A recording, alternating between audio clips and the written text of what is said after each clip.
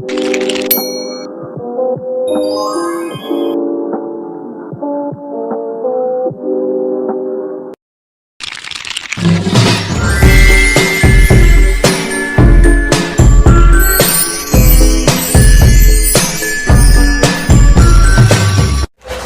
selamat siang. Perkenalkan, nama saya Karen Hapundra dari kelas 11 Pusana 2. Di sini saya akan mempresentasikan hasil yang saya rangkum, itu perwujudan Pancasila sebagai ideologi dalam kehidupan berbangsa dan bernegara. Sila-sila Pancasila merupakan satu kesatuan yang tidak dapat dipisahkan. Yang pertama, perwujudan nilai Pancasila di bidang politik.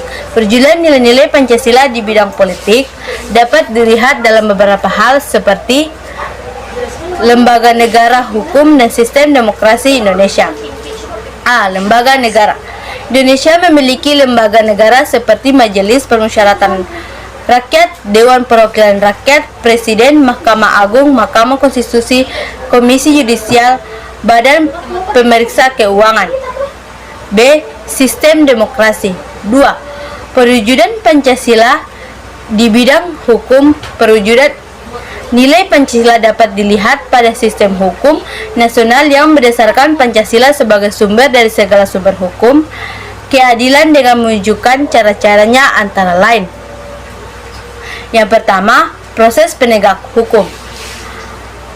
Peradilan hukum dilaksanakan sesuai kaidah dan nilai-nilai religius yang benar. 2. Penegak hukum dan proses hukum serta peradilan oleh para penegak hukum harus dilaksanakan berdasarkan nilai-nilai. 3.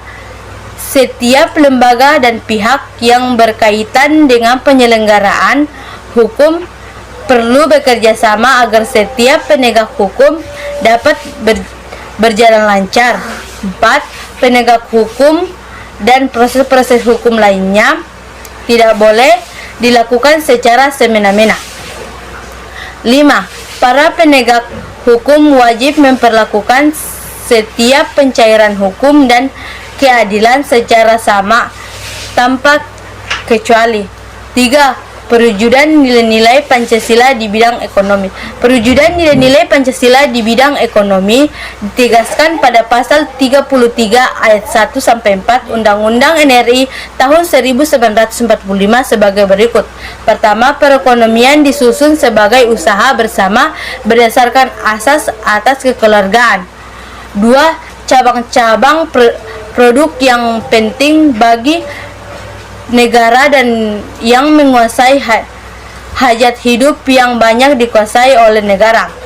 3. Bumi dan air dan kekayaan yang terkandung dalam dikuasai negara dan dipergunakan untuk sebesar-besar kemakmuran rakyat. 4. Perekonomian nasional diselenggarakan berdasarkan atas demokrasi ekonomi dengan prinsip berkesamaan, eksvalensi, berkeadilan,